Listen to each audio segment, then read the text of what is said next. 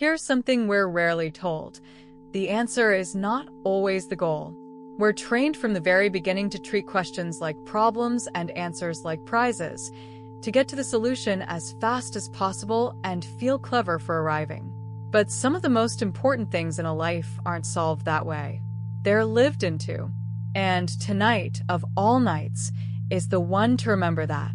The moon is at her deepest dark, August 13th, 2026, the true heart of the new moon, fully absent, nothing to see. And the sun sits in gate 4, the gate of answers, in its third line, the line of trial and error, which learns the truth slowly, by living it, not instantly, by guessing it. So this is your moon letter for the open question, the one you're allowed to hold in the dark without rushing to close. Let's open it. Tonight there is nothing to see, and tonight, that's exactly right. The moon is at 0, fully dark, entirely absent, hidden in the sun's glare. This is the deepest point of the new moon, the still center of the whole cycle. And notice what the moon is doing in this dark. Nothing. She isn't rushing to reappear. She isn't anxious about being invisible. She sits in the complete unknown of her own darkness, and she trusts it, because she knows the light doesn't come from forcing. It comes from waiting through the dark until it's genuinely time. There's a lesson in that stillness. The moon doesn't grab at the next phase to escape this one. She lets the dark be dark, fully, for as long as it lasts. She lives inside the unknown without trying to solve it early. And in a couple of nights, right on time, not a moment sooner, the first light returns on its own. So the empty dark sky tonight is showing you how to hold an open question, not by staring into it demanding an answer, but by resting in the not knowing and trusting that the light will come when it's ready, not when you're impatient. The energy tonight is the fertile unknown, a darkness that isn't empty but full, the way rich soil is full even though you can't see what's in it.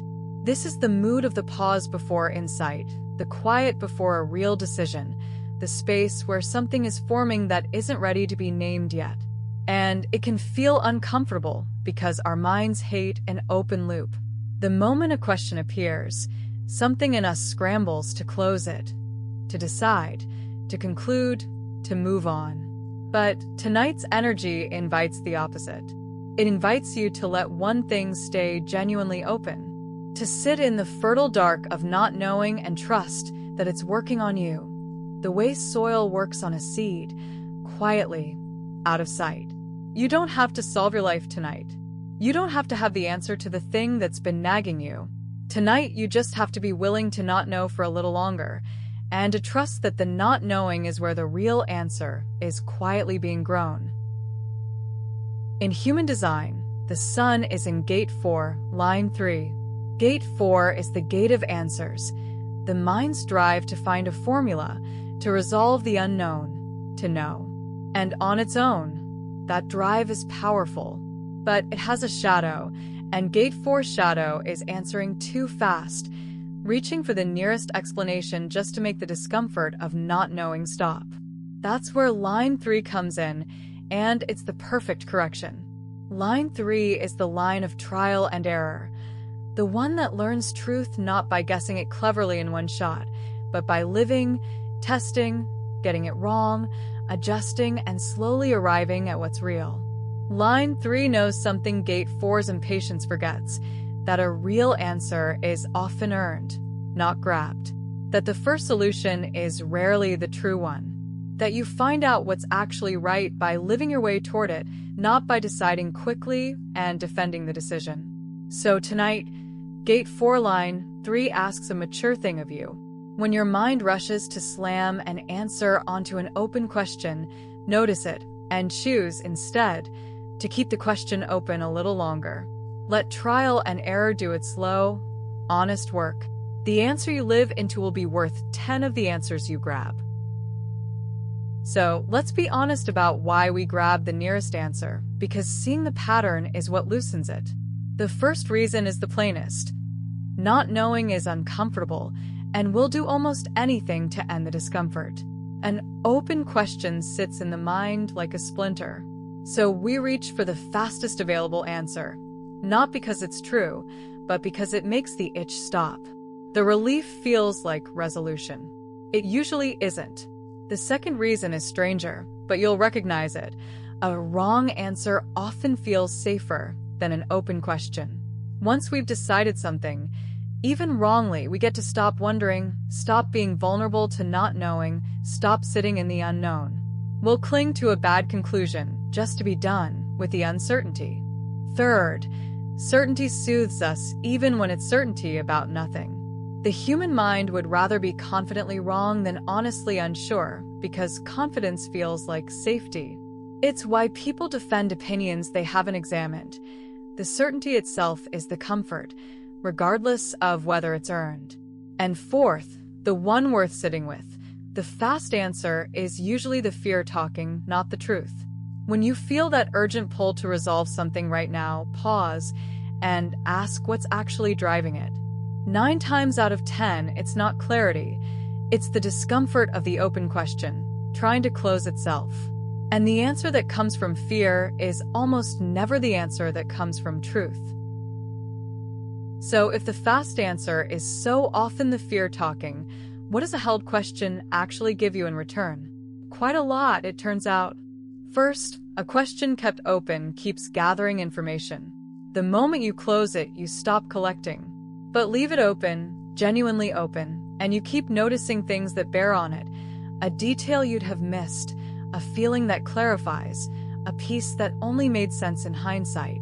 The open question is a net that keeps catching. Second, the real answer often needs time you haven't lived yet.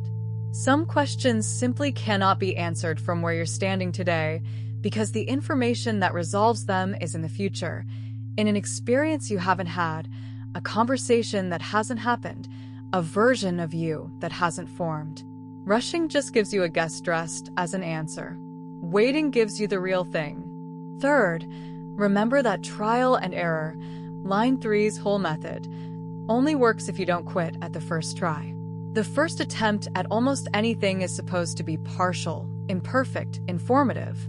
If you treat one failed attempt as the final answer, you've missed the entire point of the method. The errors are how the answer gets built. And fourth, the deepest one, living a question changes you into the person who can answer it. This is the quiet magic of holding an open question well. You don't just eventually find the answer. You grow through the living into someone capable of understanding it. The question does its work on you, and the you that emerges on the other side knows things the you who asked it never could. So, how do you actually live inside a question tonight? Instead of strangling it with a fast answer, 3 quiet moves. First, name the real question under the one you keep brushing. Often the question we're frantically trying to answer isn't the true one. Should I take the job hides do I trust myself? What should I do about them hides what do I actually need?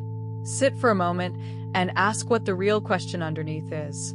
Naming the true question is half the work, and it's usually deeper and quieter than the surface one. Second, resist the first neat answer and ask a simple follow-up, or what else? When your mind offers its quick, tidy conclusion, don't reject it, but don't grab it either. Just add, or what else might be true?